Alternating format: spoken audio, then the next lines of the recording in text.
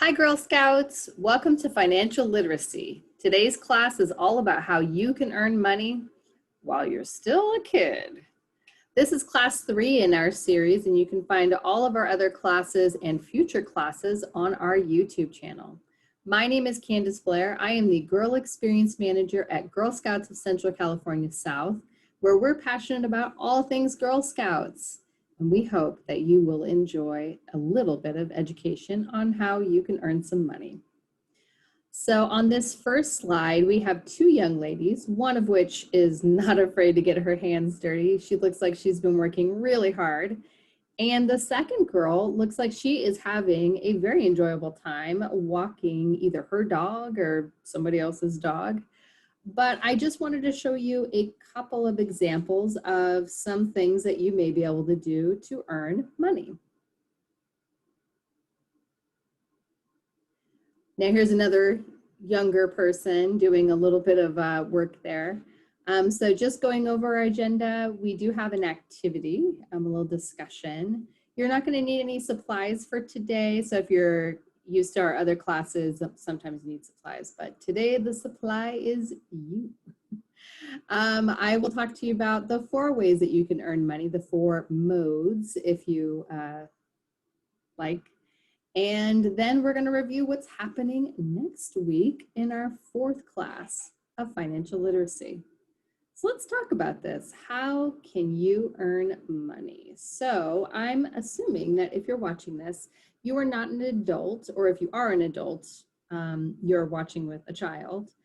And it can be tricky to learn how to earn money as a child because it's not like when you're an adult. You don't find a job listing and send your resume in, or somebody says, hey, my friend is hiring at their office. It's not really like that when you're a child. When you're a child, you have different opportunities, but that doesn't mean that you have limited opportunities. The limit is what you can imagine. So let's talk about all of the things that you would want to spend money on. So this slide is actually from last week. So if you watched our financial literacy series, class number 2, we were talking about what is the actual cost of things. And when you are earning your own money, things feel like they cost more than if you're using someone else's money. I know that there are adults listening to this or watching this that are nodding their head, but if you've ever earned money, saved it, and then spent your own money on something, you will usually have different emotions tied to that. So it could be pride.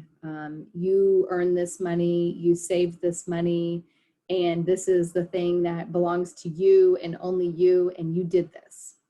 It could be remorse. Maybe you bought something and you worked really hard for it and you saved your money and you spent it on the thing that you were saving for. And now you're kind of sad that your money is gone. And now you just have this thing or service or membership or whatever you spend your money on. It could be you're very happy about it. Maybe you're just delighted that you were able to achieve this this milestone, and you're very excited about being able to use that, whatever that thing is. So whatever it is that you are, going to spend your money on, it's usually the catalyst or the starting point for you to want to earn money. So usually people don't, and when I say people, I mean people of all ages, don't just say, well, I just want to earn money. There's usually a reason for it. There's usually a why. So I'm not going to ask you to write it down. I'm not going to ask you to go on your computer. I'm not going to ask you to make a photo collage. But I just want you to, tonight or tomorrow, when you have some quiet time, think about what is the why for you wanting to earn money. If you are a sophomore in high school, you are probably going to have a different why than if you are a 3rd grader. A sophomore in high school is probably thinking about things like learning how to drive, taking SAT classes, You know, their expenses are going to be much different than a third grader. And so when you're thinking about your why, if your why is not what somebody else's is, that's okay. Because guess what? Miss Candice as an adult has a different why than what Miss Candice had as a 17-year-old or a 7-year-old. And that's okay. It's going to change. It's going to evolve as you grow older. So how can you earn money? So the simplest answer to that is work. You're going to work. So what are the 4 ways that you can work? Okay, I'm going to move my chair right now. It is really squeaky. I had to edit out the last video, but I'll just tell you the truth. I have a squeaky chair. Okay, so the 4 ways that we're going to talk about are entrepreneurship, tasks and chores, services, and sales. Now, if you watched last week's video, you recognize 2 of these slides. Give me a thumbs up. Yeah, I can see you. All right, so entrepreneurship.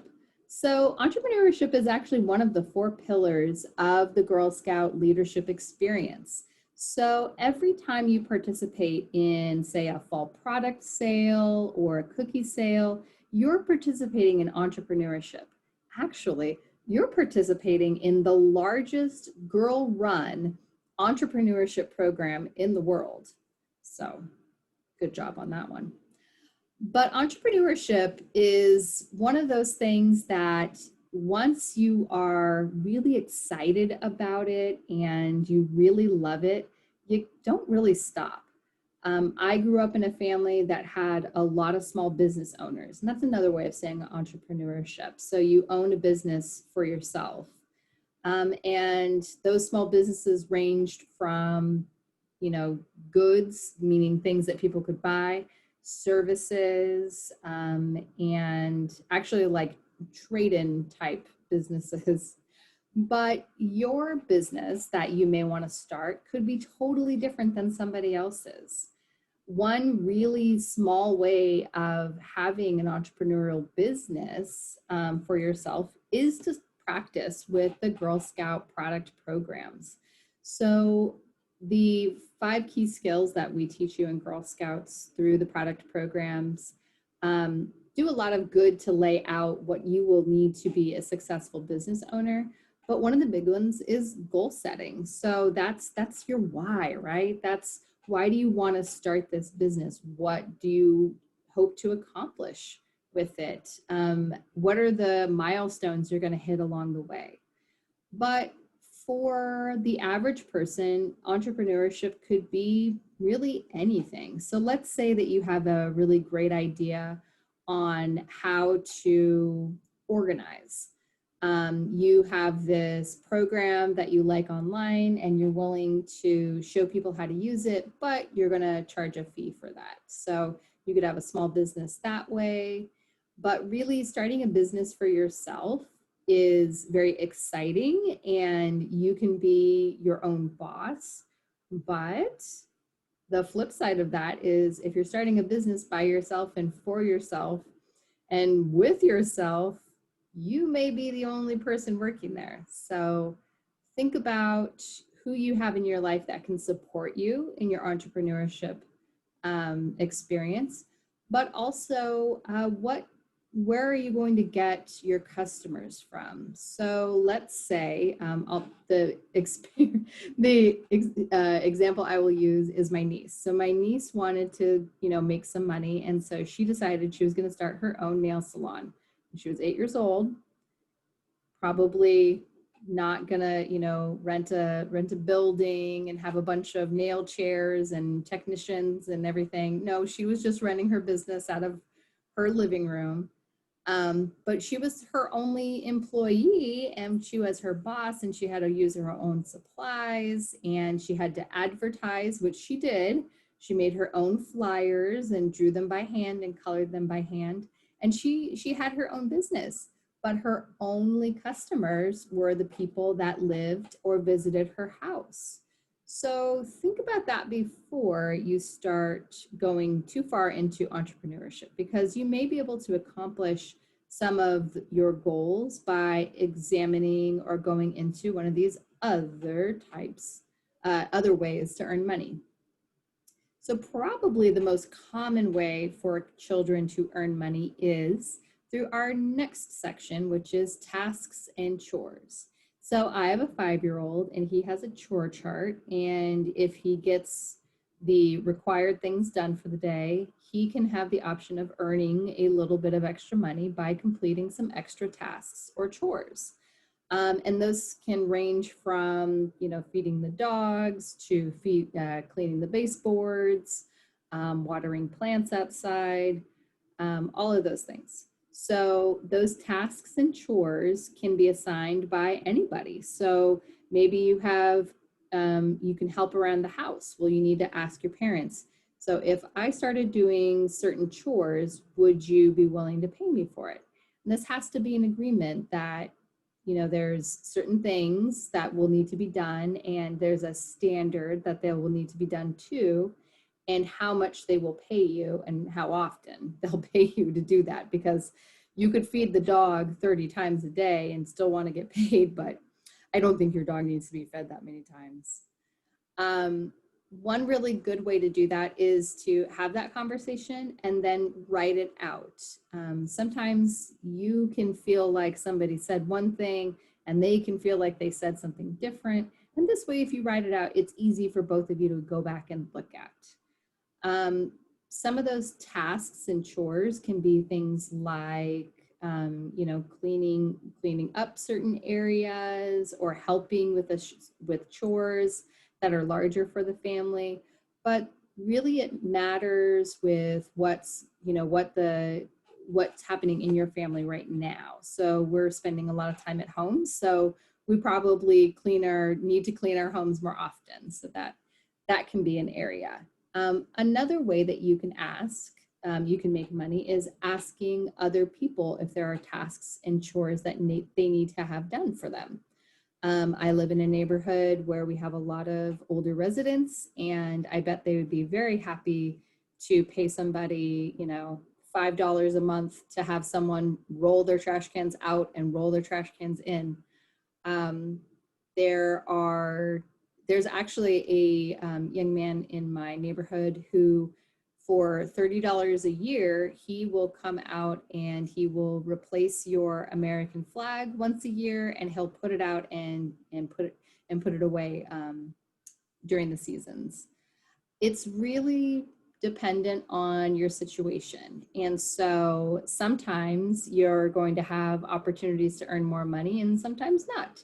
But if your house is anything like my house, there are always jobs that need to be done.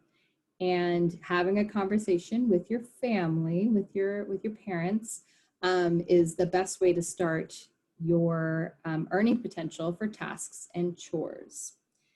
All right, let's talk about services. So this young lady is watching a younger girl. And so this is an example of a service. So I would say that she's either babysitting, probably not tutoring, because although she does have a pencil in her hand, I don't know that little girl is quite old enough to be tutored quite yet. So services are different than tasks and chores. So services is, I want you to do this for me for a certain period of time, as opposed to until the job is over. So babysitting wouldn't be a task or a chore. It would be a service. So maybe the service is babysitting. Maybe it's tutoring. Maybe it is, oh my goodness, I can't think of another.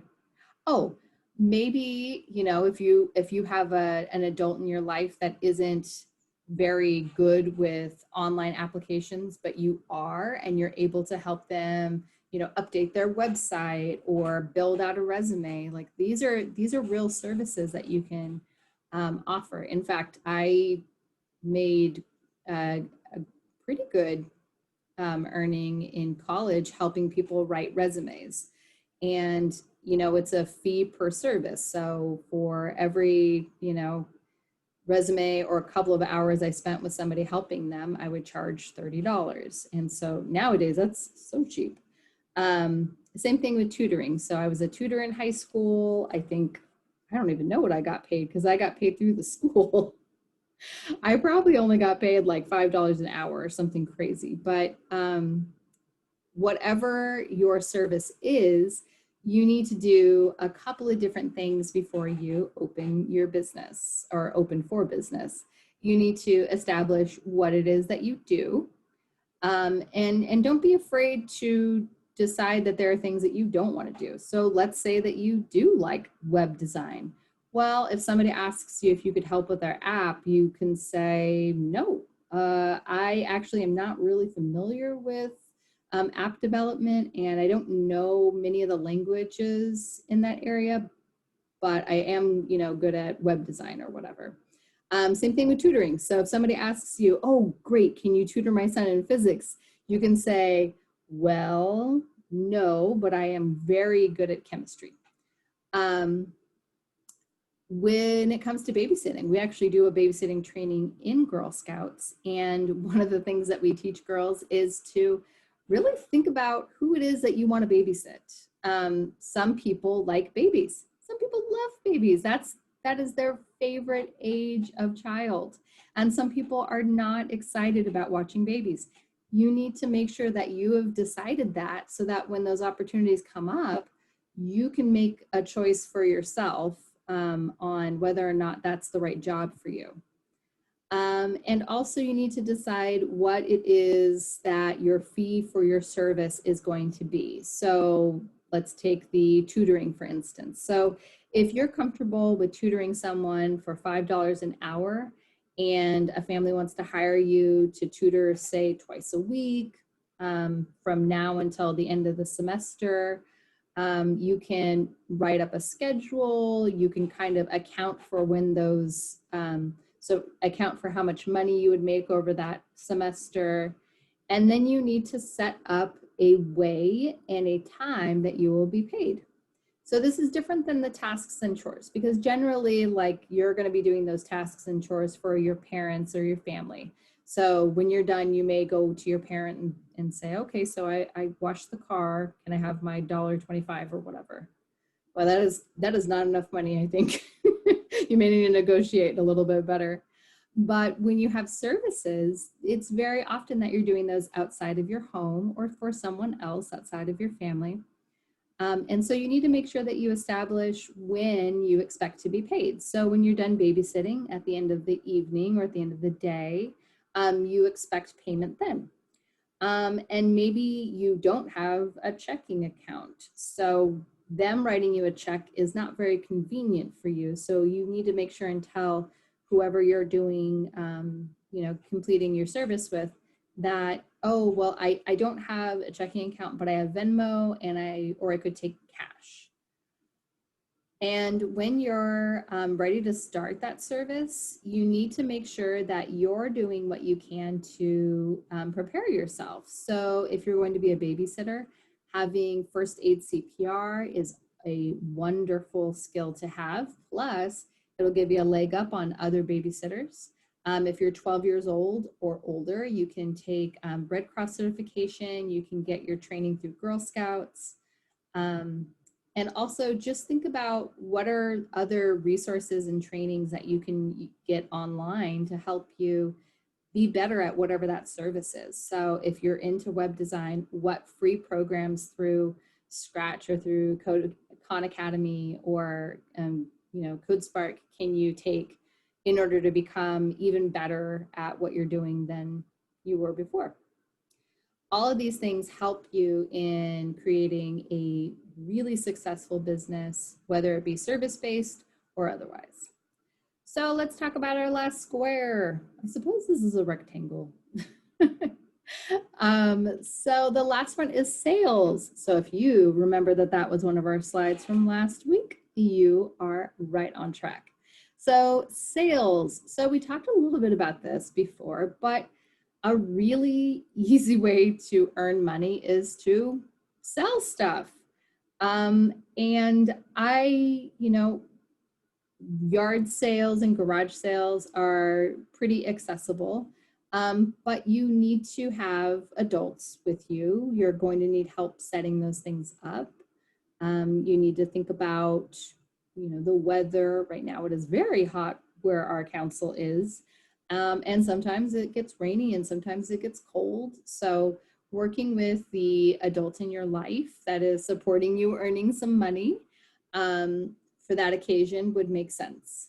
Other kinds of sales. So you may have something that a sibling wants. So maybe you have a Nintendo Switch and you never play it and you don't like it and it's not your thing, but your older brother, he kind of likes it. Maybe you can talk to him about buying your Nintendo Switch. So maybe your older brother would like to buy it or knows somebody that wants to buy it. The other way to think about sales is that you do get to practice your sales skills when you do participate in the Girl Scout product programs. So you have to know about the product that you're selling. So when somebody comes up to your cookie booth, you don't say, oh, I don't know what we're selling. No, you say, oh, well, we have Thin Mints and we have peanut butter patties. My favorite are caramel delights, but you should really buy these 2 boxes because they're our last ones. So sales comes easily to some people and it is tougher for others. But what can help you be really successful at sales is by knowing your product, by being passionate and being able to explain why a person should buy that thing.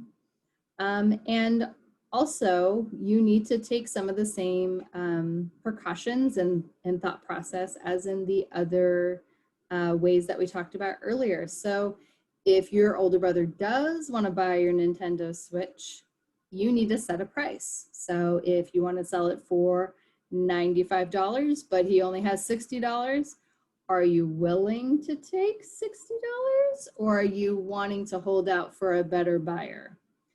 You need to also communicate with the adults in your life. So sometimes you may not think you use something or want to sell something, but you really do need to make sure and check with the adults in your life because maybe that's something that is special to your family or your parents don't want you to get rid of.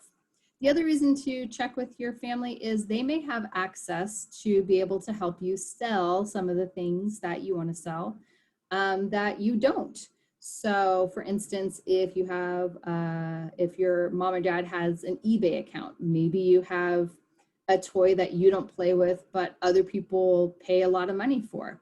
Maybe they can help you sell it on eBay.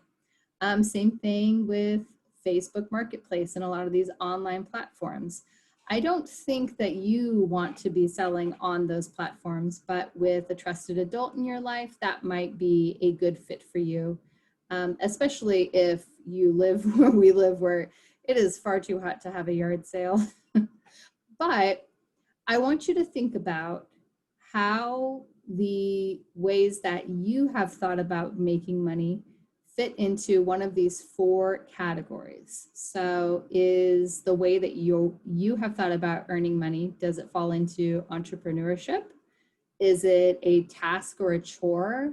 Is it a service? Is it something that you are selling? Well, that takes us to the end of my presentation. So financial literacy classes are posted every Tuesday, and next Tuesday is the 18th, and we're going to talk about impulse buys. What are they and how to avoid them? Because if there is anything Miss Candice is more passionate about, it's not spending money when I don't already want to. Although the Target dollar spot gets me every time. Oh, all right. Well, I will see you next Tuesday, girls, or whenever you get to watch this. Thank you again for watching and make the world a better place.